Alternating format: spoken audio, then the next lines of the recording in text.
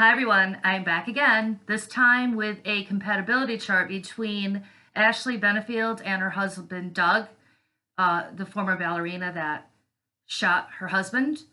And the reason why I'm doing this is because someone told me that there is no way that you can determine that she shot him just by looking at a synastry chart. And I said, really?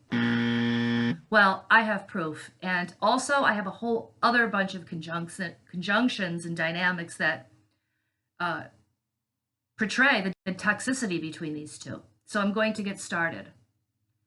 The first thing I noticed, and it gave me chills, the asteroids never failed to astound me. Her gun asteroid conjuncts his sun 1 degree. So right there. The sun, very important luminary in a compatibility chart. So she shot him, and there it's right there, plain as day. His Douglas, PNA, and finale conjuncts her sun. Again, back up. Finale has to do with endings and finalizations. It's a death marker, and it's conjuncting his Douglas. So right there.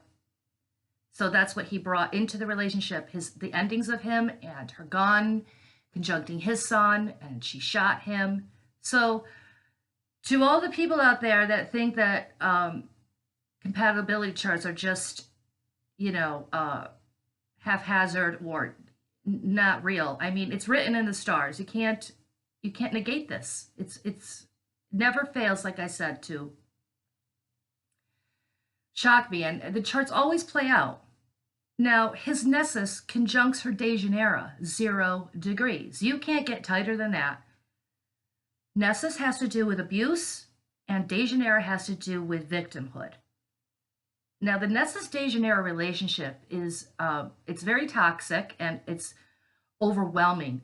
The two people are drawn together like moths to a flame, and it's like a toxic glue.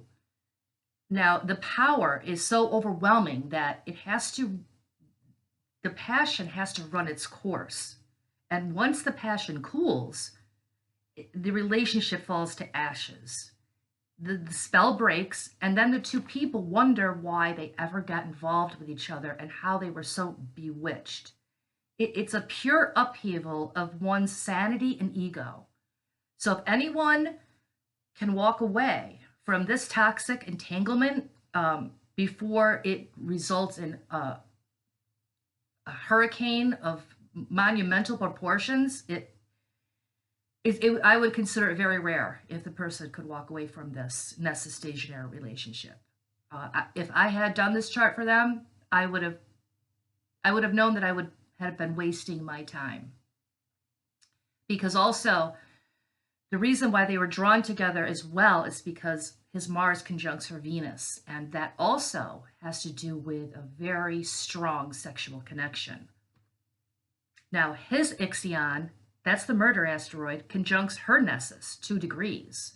So here we have abuse and murder. These two coming together like two pieces of a puzzle locked in, 2 degrees. So there you have it as well. Her Maniac asteroid conjuncts his North Node, 2 degrees. I've talked about the North Node before, and whatever conjuncts your North Node from the other person, that will ultimately be the theme of the relationship between the two of you. So Maniac is pretty much self-explanatory, and on the extreme side, it results in being a maniac, upheavals of moodiness and craziness. So that's the relationship right there, the whole dynamic. Also, her Chiron conjuncts his Boda, and Boda is the Spanish word for wedding. So Chiron conjuncting Boda, painful marriage, right there. So that's all I have. I just wanted to go over this chart and let everyone know how the dynamics play out and how synastry charts are very accurate, and they never fail to come to fruition. Out of all the ones I've done, always plays out.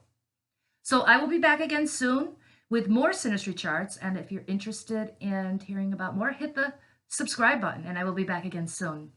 Have a nice day.